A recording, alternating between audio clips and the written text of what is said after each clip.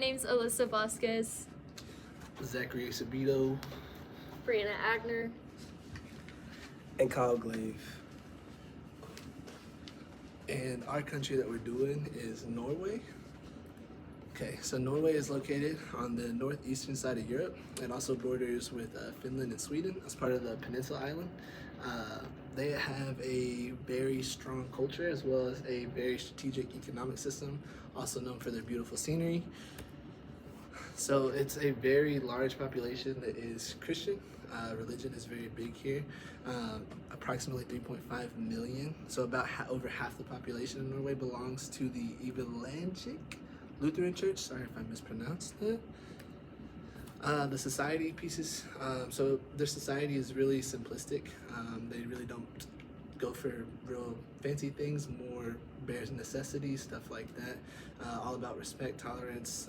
It's usually like a family kind of environment kind of thing. More big on traditions as well. So the working laws, this is very unique. So they are only allowed to work 40 hours in a week, a working week.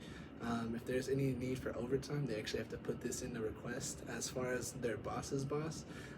So they're very heavy on the making sure that work is done on time, as far as also enjoying time with family, stuff like that. And I'm gonna pass this off now.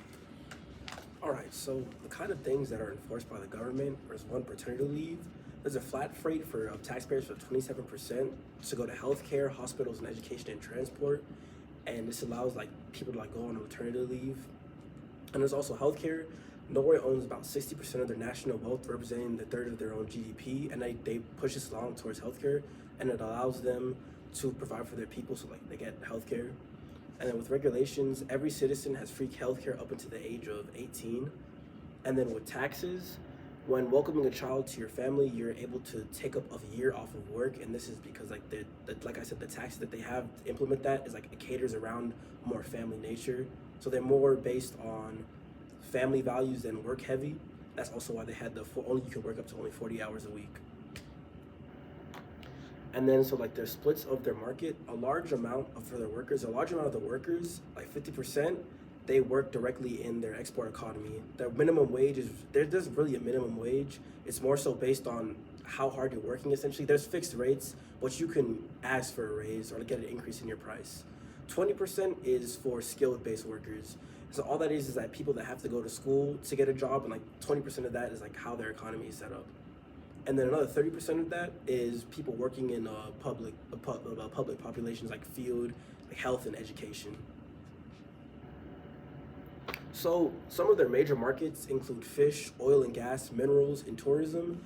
And pretty much the country is very heavy reliant on they're not reliant, but they're like heavily they're heavily into energy. And this is what the most of the export comes from. So like clean energy, renewable energy. They also have from the sea, from the fish. They're really heavy in natural resources in the country. And with the economy, their GDP is about 482 billion, and their inflation has been going up a lot recently.